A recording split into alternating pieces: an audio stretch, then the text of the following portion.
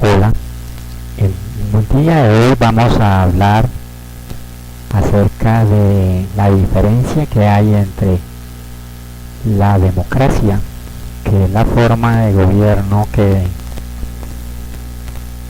da la idea de que el pueblo sea partícipe activo en la toma de decisiones del Estado, y la participación que hay representativa, que es la que rige actualmente, porque no estamos actualmente con un sistema de gobierno que sea plenamente democrático como fue infundido inicialmente.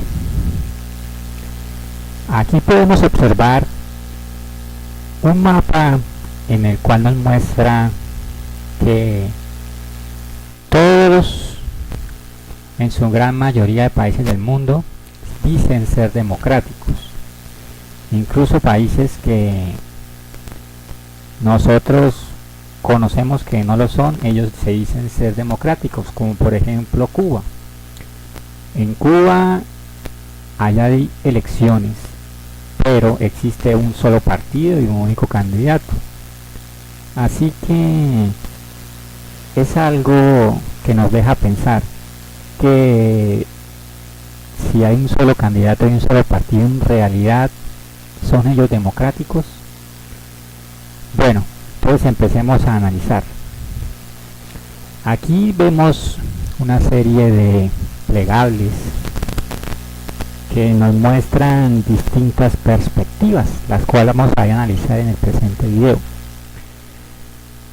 Primero miramos aquí la parte de arriba, lo que es nuestro sistema electoral básicamente, el cual dice que vivimos en una democracia, que según cree la mayoría, la democracia fue una conquista hecha por el pueblo.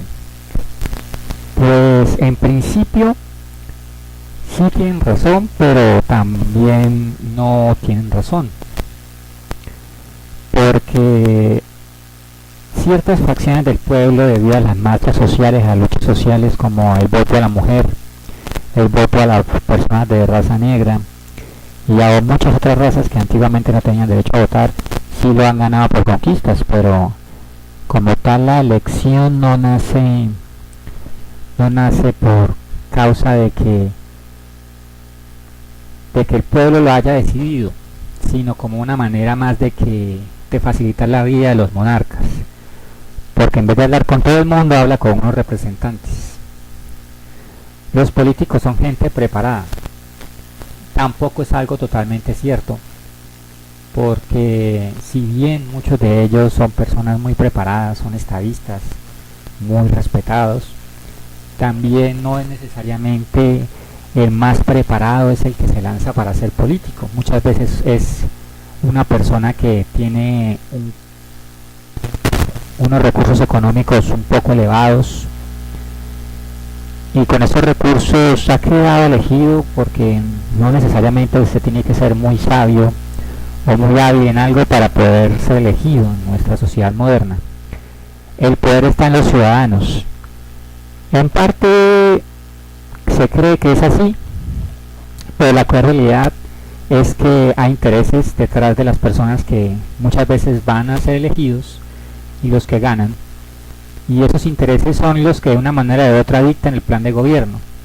El poder al pueblo es una locura,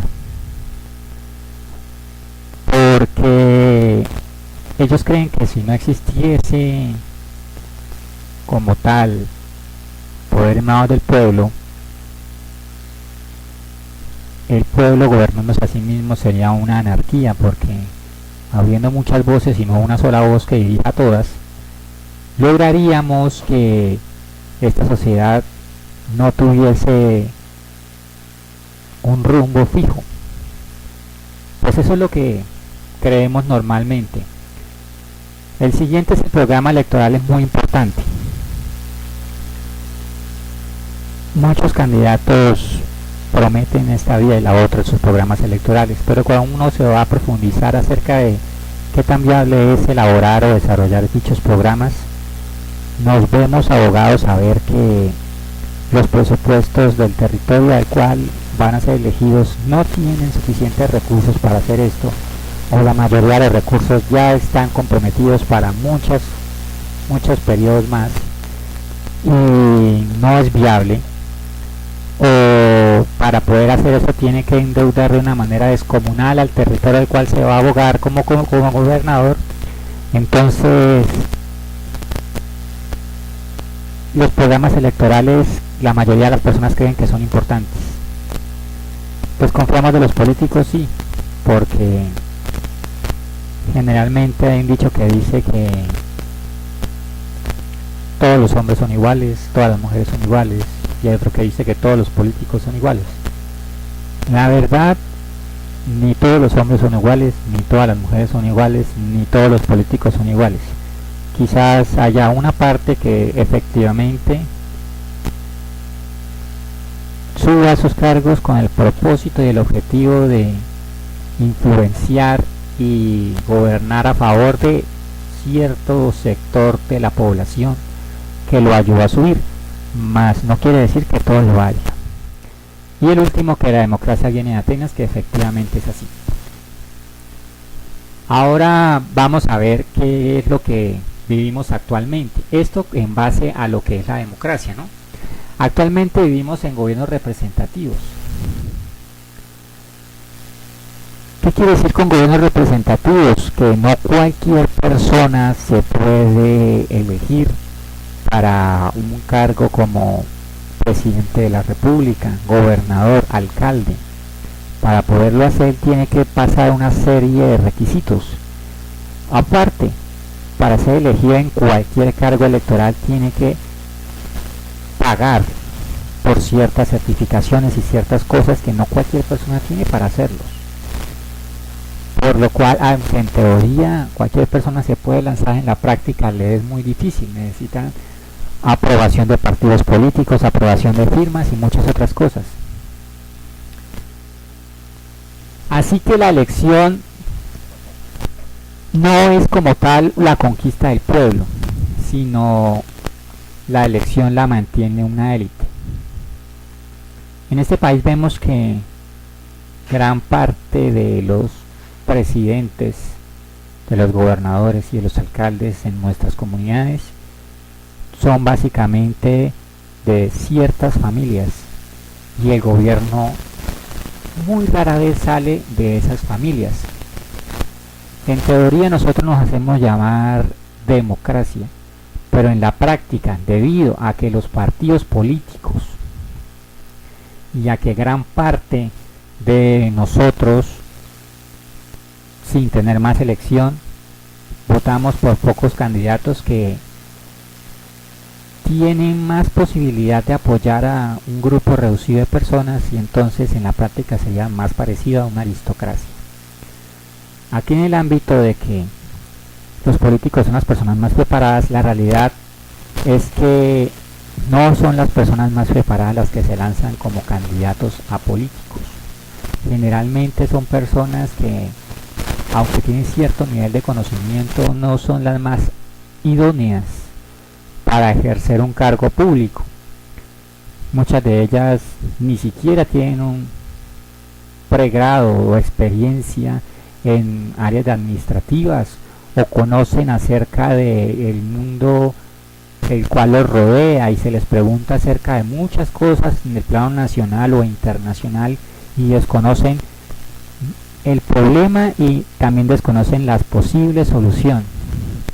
En el siguiente ámbito, el poder está en representantes, porque el pueblo, como vota por ciertos representantes, estos representantes al final son los que deciden qué se hace y qué no se hace, y está muy ligada a la siguiente apreciación: el programa electoral no tiene importancia, como lo vemos aquí, aunque nosotros creemos que es importante, porque sí, como personas sapientes, como personas que debemos mirar lo que las otras piensan y creen, cuando un candidato o muchos de esos candidatos que prometen una cosa cuando son elegidos y se estrellan con la cruel realidad los que no saben, y los que saben pues hipócritamente le vendieron al pueblo la idea de que se podían hacer las cosas y no se hacen. Entonces, como esas propuestas no se llevan a la práctica, al final no tienen importancia. Entonces la elección se vuelve un asunto de confianza total. ¿Por qué? Porque nuestra fe está puesta en que esa persona a la cual vamos a elegir sea la persona más idónea.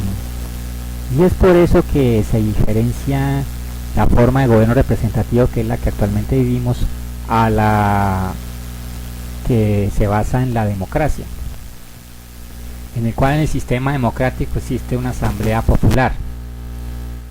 Esta asamblea popular era la que decidía qué personas eran las que se lanzaban, y generalmente para estar en estos cargos elegían las personas más preparadas. ¿En qué orden? En la mayoría de veces en orden aleatorio, y el poder estaba en manos de los ciudadanos. Como la elección era aleatoria, no servía prometer nada, porque entre todos construían lo que se hacía, y existía una suerte de desconfianza. El problema de la democracia antigua en Grecia fue que, como tal, solo los hombres nacidos en la ciudad de Atenas, mayores de 30 años, podrían ser parte de las elecciones. Aparte, generalmente hacían parte de esa asamblea popular las personas que no trabajaban, porque si una persona tiene sus necesidades y su familia, está primero que votar por cualquier cosa o va a ser partícipe de cualquier cosa. Entonces existían imperfecciones en esa forma de democracia, y nosotros como tal creemos en una forma de evolución de esa forma primitiva. Vamos a analizar esto a continuación. Bueno, ahora pasamos a lo que fue la democracia en sus inicios, ¿no? Como ya hemos visto en otros apartes,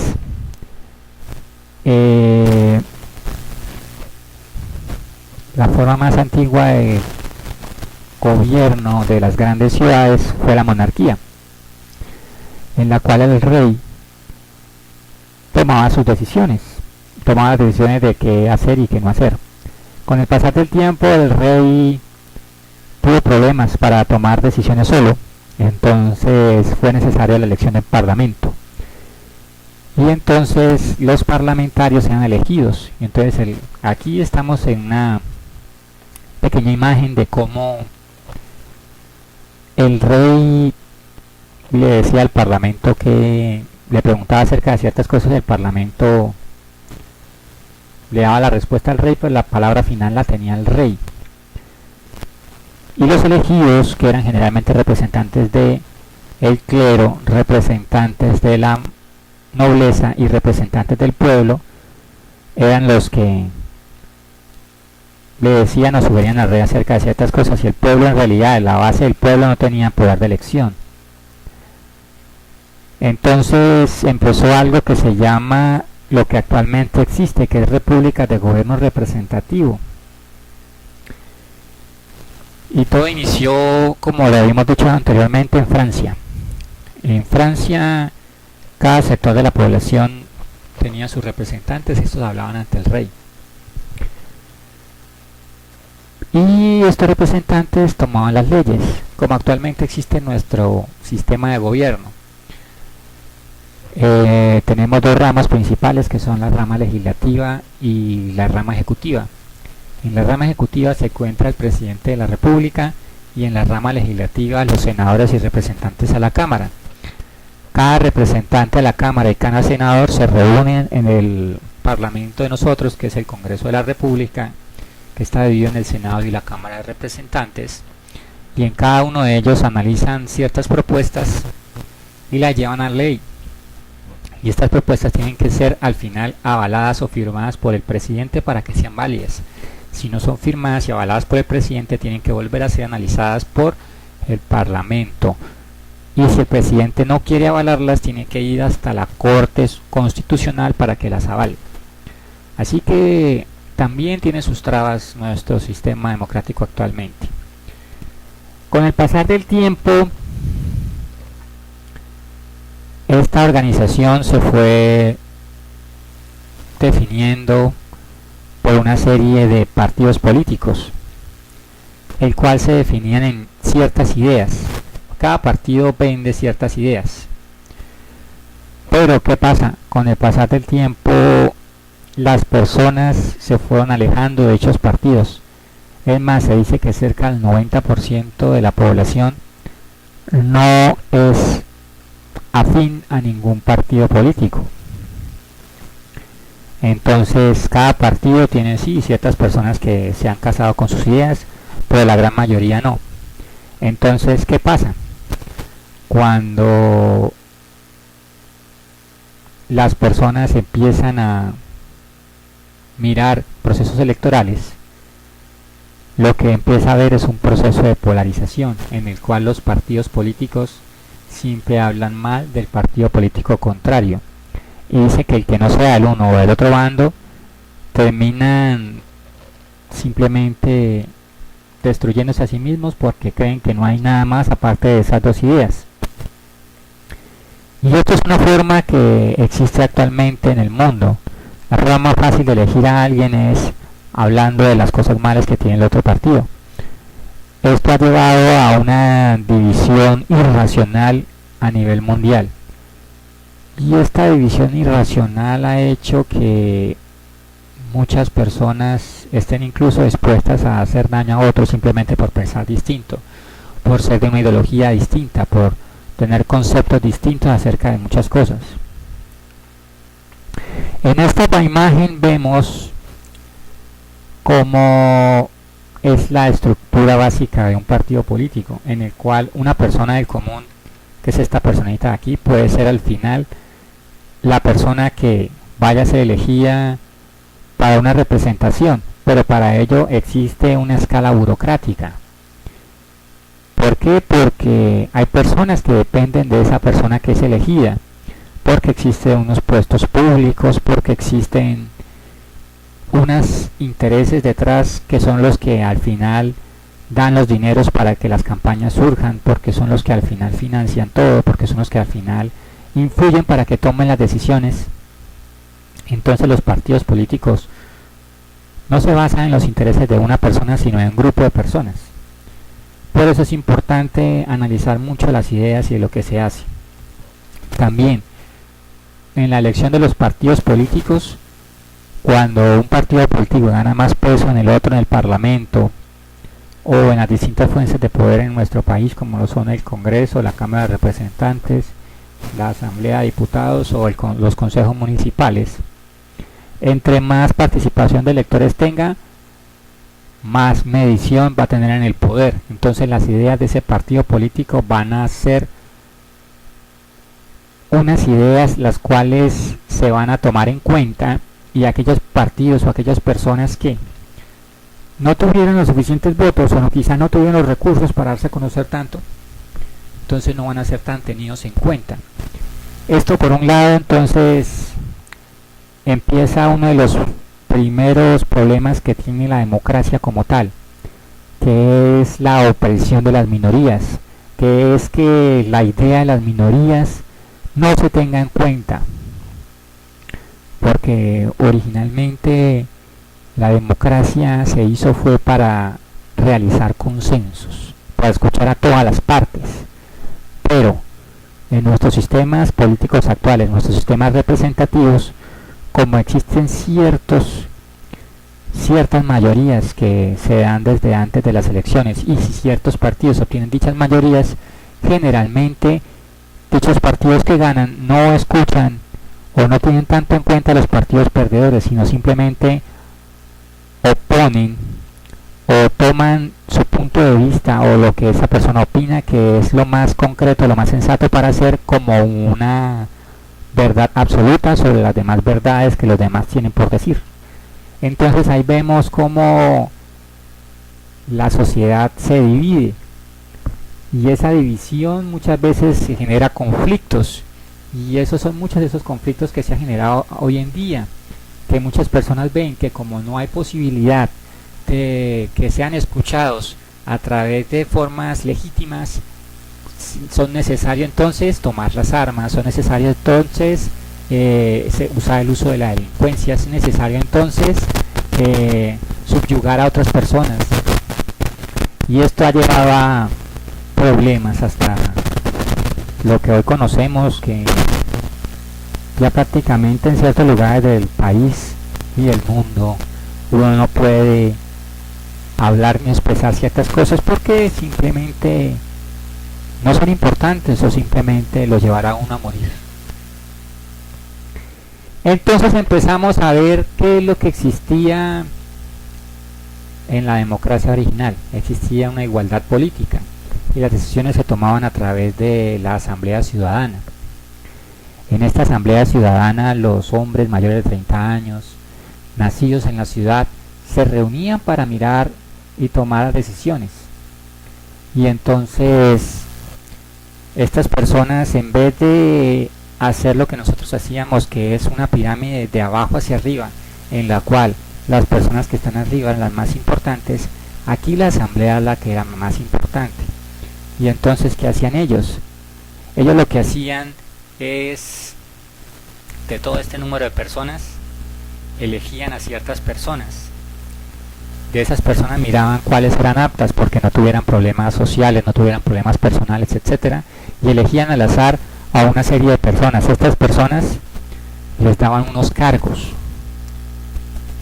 y estas personas proponían las leyes, y al final que tomaba las decisiones de qué leyes aprobar era la misma asamblea.